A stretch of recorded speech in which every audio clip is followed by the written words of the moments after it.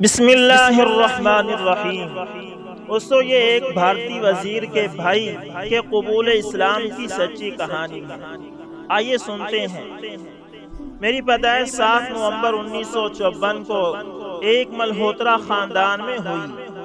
ہمارا خاندان اصل میں 1947 میں پاکستان سے ہندوستان آیا تھا۔ سرگودا ہمارا آبائی وطن تھا۔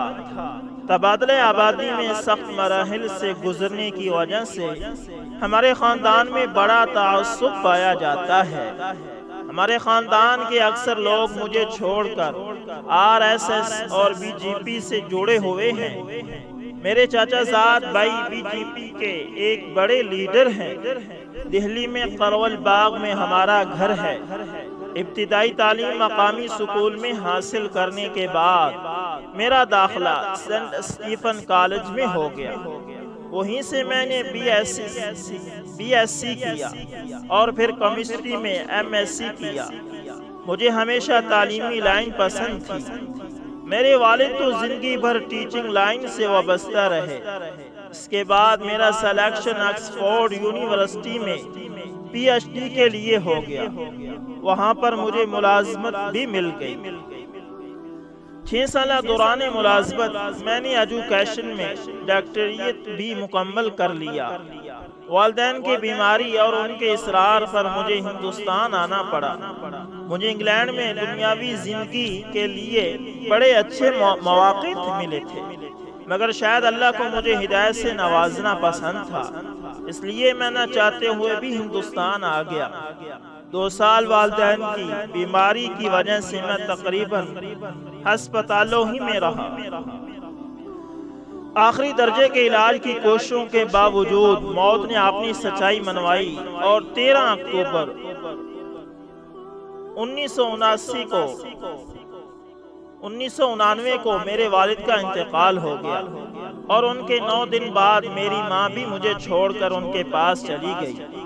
آج کل نئے معاشرے میں بوڑھے والدین کو بوجھ سمجھنے کا عام رواج ہے، اور ہمارے یہاں تو شاید یورپ سے بھی برا حال ہے۔ بوڑھے والدین کے لیے بس دنیا ہی دوزخ ہے۔ میرے اللہ کا شکر ہے کہ مجھے والدین سے حد درجہ محبت تھی اور مجھے ان کی خدمت کا موقع بھی ملا۔ آخری بیماری میں تو لوگ میرا حال دیکھ کر حیرت کا اظہار کرتے تھے۔ اس تعلق کی وجہ سے والدین کے انتقال کا مجھے بہت صدمہ ہوا اور میں نے سنیاس لینے کا فیصلہ کر لیا۔ میں 2 سال اسی خیال سے ہری دوار اور رشی کیش کے آشرموں میں رہا۔ ایک کے بعد ایک آشرم بدلتا رہا اور شانتی اور سکون کی تلاش کرتا رہا، مگر مجھے یہ افسوس ہوا کہ یہاں پر دھرم کے نام پر دھندے کا بازار ہے۔ ان لوگوں کو چھوڑ کر جو دنیا کی بے چینی سے تنگ آ کر اور سب کچھ چھوڑ کر شانتی اور سکون کی تلاش میں بھٹک رہے ہیں، ہر آدمی اور ہر گروہ کا کچھ نشانہ ہے، اور وہ نشانہ صرف لوگوں کو اپنا معتقد بنانا اور ان سے اپنا الو سیدھا کرنا ہے۔ مجھے خیال ہوا کہ یہاں سے اچھا یہ ہے کہ میں سماجی دنیا میں جا کر اپنی صلاحیت سے لوگوں کو فائدہ پہنچاؤں۔ 2 سال کی اس مدت میں مجھے مذہب سے بڑی مایوسی ہوئی۔ میں دلی آ گیا۔ ایک روز ایک سیمینار میں شریک ہوا جو ہندوستانی سماج کی تعلیمی پس منظری اور اس کا حل کے عنوان سے وزارت فلاح و بہبود انسانی کے متحد کیا جا رہا تھا، جہاں پر جناب سوامی کلیان دیو جی مہمان خصوصی کے طور پر مدعو تھے۔ میرے ایک دوست نے ان سے میرا تعارف کروایا اور تعلیم کے میدان میں کچھ خدمت کرنے کے میرے عزائم سے انہیں آگاہ کیا۔ سوامی جی اور ان کے ٹرسٹ کی تعلیمی خدمات کا بھی انہوں نے مجھ سے تعارف کرایا۔ اگلے روز صبح کو پنڈارا پارک میں ایک وزیر کی کوٹھی پر ہماری ملاقات طے ہو گئی، اور 2 گھنٹے کی ملاقات کے بعد میں نے سوامی جی اور ان کے ٹرسٹ سے وابستہ ہونے کا فیصلہ کر لیا۔ ان کے ساتھ جڑ کر میں ان کی ذاتی زندگی اور اصول پسندی سے بہت متاثر ہوا، مگر ٹرسٹ میں ان کے کارندوں کی آپس کی سیاست میرے لیے وہاں بھی گھٹن کا باعث بنی رہی۔ اس کے علاوہ جب میں تنہائی میں بیٹھ کر ان سے مذہب اور خدا کے بارے میں بات کرتا تو مجھے ایسا لگتا کہ اتنے بڑے گرو ہونے کے باوجود وہ جیسے کسی سچ کی تلاش میں ابھی غیر مطمئن اور پیاسے ہیں۔ جب بھی ان سے خدا اور مذہب کے بارے میں بات ہوتی تو مجھے اس بات کا احساس اور زیادہ ہو جاتا، اس خیال سے کہ مجھے ان کے کام میں انتشار کا ذریعہ نہیں بننا چاہیے۔ میں نے وہ ٹرسٹ چھوڑ دیا اور 98 میں دلی پبلک اسکول سے وابستہ ہو گیا۔ پہلے میں ایک برانچ میں پرنسپل رہا، پھر اس کے بعد مجھے ایڈورٹائزر کی پوسٹ پر اصرار کر کے مقرر کیا گیا۔ اس دوران میں اللہ کی رحمت نے مجھ پر ترس کھایا اور میرے مشرف با اسلام ہونے کا واقعہ پیش آیا، اور مجھے مولوی محمد کلیم صدیقی صاحب نے کچھ روز کے لیے گلف خلیج میں جانے کا مشورہ دیا۔ میں 3 سال کے معاہدے کے تحت مسقط چلا گیا۔ وہاں سے میں اپنا معاہدہ الحمدللہ عزت اور خوش اسلوبی کے ساتھ مکمل کر کے آیا ہوں اور اگلے ہفتے واپس جا رہا ہوں۔ سچی بات یہ ہے کہ مجھے اسلام کی طرف کسی مسلمان یا کسی انسان نے دعوت نہیں دی، بلکہ اسلام نے مجھے خود دعوت دی۔ وہ یہ کہ میں دلی پبلک اسکول کی ایک برانچ کے قیام کے لیے احمد آباد گیا ہوا تھا۔ ایک ہفتے کے قیام کے بعد احمد آباد میل سے واپس لوٹ رہا تھا۔ گاڑی 7 گھنٹے لیٹ تھی۔ دوپہر کے شاید 1:30-2 بج رہے ہوں گے۔ میں گاڑی سے اترا تو میں نے دیکھا کہ کلی اکٹھے ہو کر ایک طرف کو جا رہے ہیں۔ مجھے غریبوں اور مزدوروں کے حقوق سے ہمیشہ دلچسپی رہی ہے۔ مجھے خیال ہوا کہ شاید کوئی ایجیٹیشن کرنے جا رہے ہیں۔ سچی بات یہ ہے کہ مجھے ہدایت بلا رہی تھی، ورنہ آج بھی میں کبھی کبھی سوچتا ہوں کہ 10-20 کلی آنے والی گاڑی پر اس طرح جاتے ہی ہیں۔ مگر اس وقت میرے خیال میں آیا کہ میں ان کے ایجیٹیشن میں ان کی رہنمائی کروں، اس لیے میں قلیوں کے ساتھ چلا۔ میں نے دیکھا کہ انہوں نے پلیٹ فارم پر ایک جگہ سے لوٹے اٹھائے، پانی بھرا اور پلیٹ فارم پر وضو کرنے لگے۔ مجھے دوپہر کو سب لوگوں کے اس طرح لوٹے اٹھانے اور منہ دھونے سے حیرت ہوئی، اور خیال ہوا کہ دیکھنا چاہیے کہ دوپہر کو ہاتھ منہ دھو کر یہ کیا کرتے ہیں۔ خوب اچھی طرح مسواک وغیرہ کر کے انہوں نے رسیاں باندھ کر نماز کے لیے جو جگہ بنائی ہوئی تھی وہاں چٹائیاں بچھائیں اور لائن میں کھڑے ہو۔ ایک آدمی آگے کھڑا ہوا، باقی سب لوگ بالکل سیدھی صف بنا کر کھڑے ہو، اور اس طرح صف کو سیدھا کیا کہ 1 انچ کوئی آگے پیچھے ہوتا تو برابر والا اس کو ٹھیک کھڑا ہونے کو کہتا۔ ایک کے اللہ اکبر کہنے سے سب ہاتھ باندھ کر کھڑے ہو گئے۔ اب مجھے سمجھ میں آیا کہ یہ لوگ نماز پڑھ رہے ہیں۔ بھار دھونے والے کلی قوم کو میں جماعت پوری ہونے تک دیکھتا رہا۔ مجھے خیال ہوا کہ ایسی جہل قوم میں ایسا نظام اور ڈسپلن جس مذہب نے پیدا کیا ہے، مجھے ضرور اس کو پڑھنا چاہیے۔ میں اس جذبے سے اردو بازار پہنچا۔ میرے علم میں تھا کہ وہ بازار اردو اور اسلامی کتابوں کا ہے۔ ایک کتب خانے پر گیا تو انہوں نے مجھے کتب خانہ انجمن ترقی اردو پر جانے کا مشورہ دیا۔ وہاں پہنچا تو انہوں نے مجھے مولانا منظور نعمانی کی کتاب اسلام کیا ہے، اس کا انگریزی ترجمہ واٹ از اسلام، اور سید سلمان ندوی کی کتاب خطوبات مدراس کا انگریزی ترجمہ دا پروفٹ محمد پڑھنے کا مشورہ دیا۔ میں خرید کر لے آیا۔ مجھے ان دونوں کتابوں نے اسلام سے بالکل قریب کر دیا، بلکہ اگر میں یہ کہوں کہ ان دونوں کتابوں نے مجھے ایک حد تک مسلمان بنا دیا تو شاید یہ بات بھی صحیح ہو۔ اس کے بعد مجھے خیال ہوا کہ مجھے اسلام کو اس کی اصل سے پڑھنا چاہیے، لہٰذا قرآن پاک کے ہندی اور انگریزی ترجمے اردو بازار سے میں لے آیا۔ قرآن پاک کو پڑھ کر مجھے احساس ہونے لگا کہ اسلام میری کھوئی ہوئی مایا ہے، اور جیسے جیسے میں قرآن پڑھتا گیا میرے اندر کی اندھیری دنیا جگمگانے لگی، اور مجھے لگا کہ جیسے بائی نیچر فطرتاً میں مسلمان ہی پیدا کیا گیا ہوں۔ جنت دوزخ کے حالات پڑھ کر مجھے یہ خیال ہوا کہ مجھے فیصلے میں جلدی کرنا چاہیے۔ اگر اسلام اور ایمان کے بغیر میری موت آ گئی تو میرے لیے ہلاکت ہے۔ میں نے اس کے لیے تلاش شروع کی۔ میں جامع مسجد امام بخاری کے پاس گیا، مگر انہوں نے میرے ساتھ بے رخی کا معاملہ کیا۔ میرے مالک کا مجھ پر کرم تھا کہ میرے لیے از خود اسلام نے اپنا دروازہ کھولا۔ کوئی مسلمان اس کا ذریعہ نہیں بنا تھا۔ اب میرے لیے قرآنی اسلام اور مسلمانوں کے اسلام میں فرق کرنا مشکل نہیں تھا۔ اگر میں مسلمانوں کے اسلام سے متاثر ہو کر اسلام کی طرف آتا تو امام صاحب کے پاس حاضری ہی میرے لیے رکاوٹ بڑھنے کے لیے کافی تھی، مگر میں نے تلاش جاری رکھی۔ میں جماعت اسلامی کے دفتر بھی گیا، وہ میرا تعارف سن کر شاید شک میں پڑ گئے، اور میرے بڑے بھائی جو وزیر ہیں ان کی رشتہ داری ان کے لیے جھجک کا باعث ہوئی۔ میں 6 ماہ میں شاید 50 لوگوں کے پاس گیا کہ کوئی مجھے مسلمان کر لے، مگر نہ جانے کیوں مجھے کوئی کلمہ نہ پڑھوا سکا۔ اس دوران میرا مطالعہ جاری رہا اور مجھے روز بروز یہ خوف اور فکر بڑھتا گیا کہ کہیں میں اس حال میں مر نہ جاؤں۔ بار بار میں تنہائی میں اپنے مالک سے بھی فریاد کرتا، میرے مالک آپ ہی مجھے مسلمان کر لیجئے۔ یہ 6 ماہ مجھ پر بہت سخت گزرے اور حد درجہ شکستگی مجھ پر طاری رہی، میرے بے چینی بڑھتی گئی۔ اس دوران میری بڑی بہن کا انتقال ہو گیا، مجھے کریا کرم میں شریک ہونا پڑا۔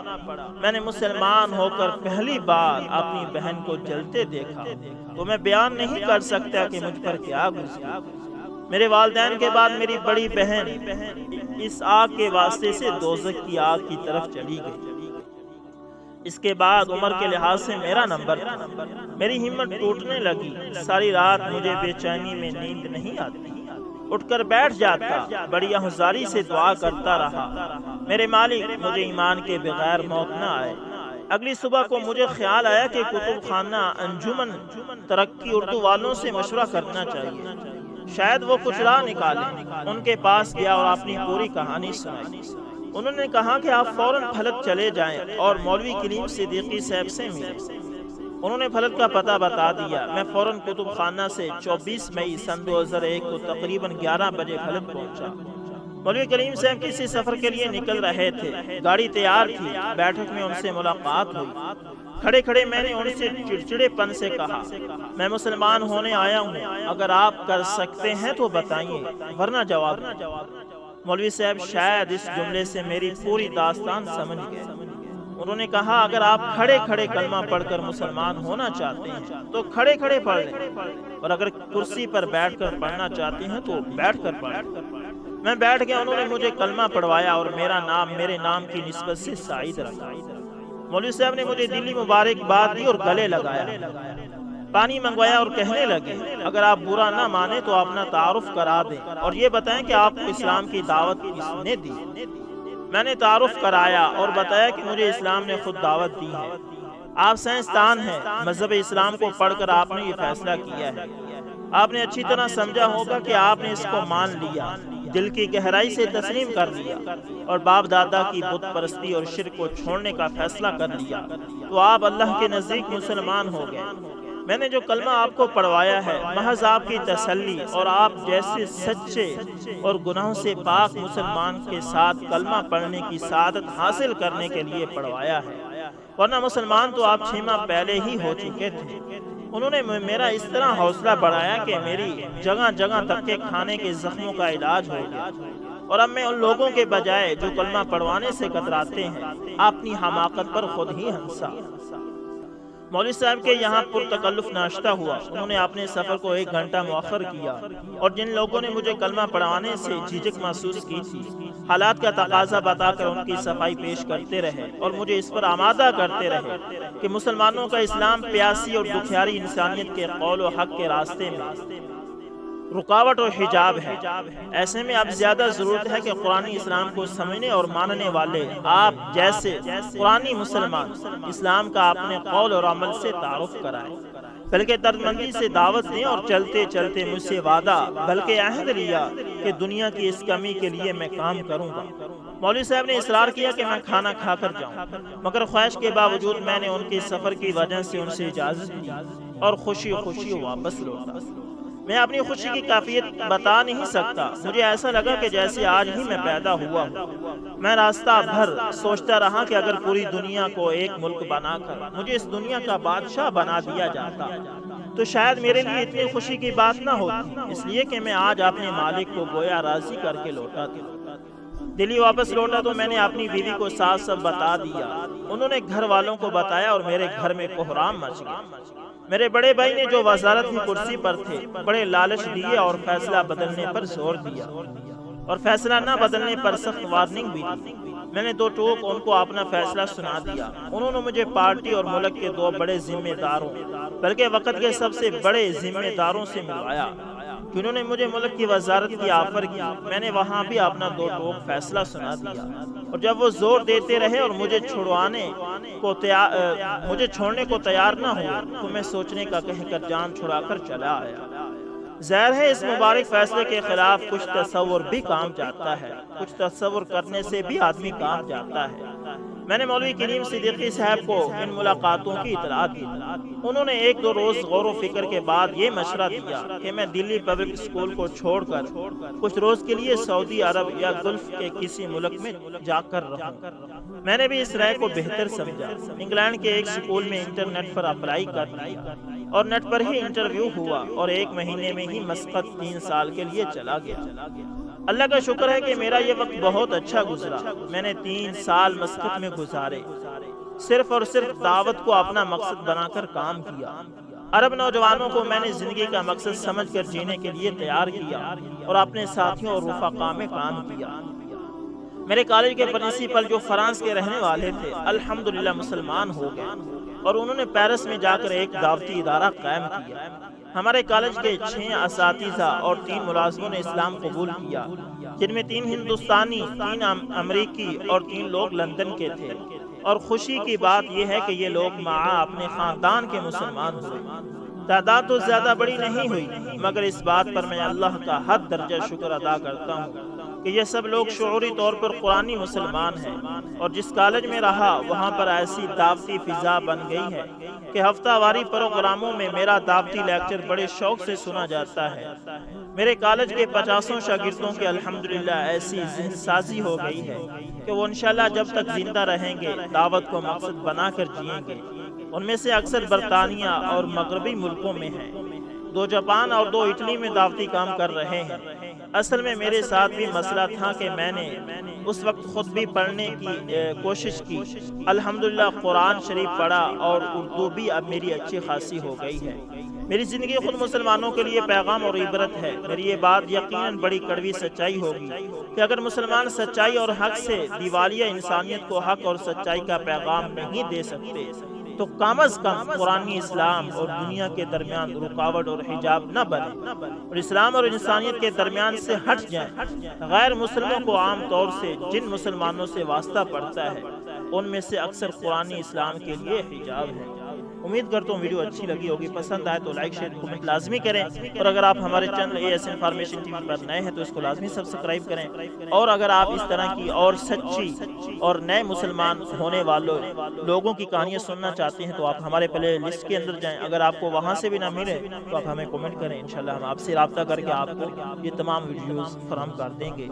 اور دوستو کوشش کریں کہ قرآنی مسلمان بنیں۔ اللہ سے دعا کہ اللہ تعالی ہمیں قرآنی مسلمان بنائے اور قرآنی اسلام پر عمل کی توفیق عطا فرمائے۔ جزاک اللہ۔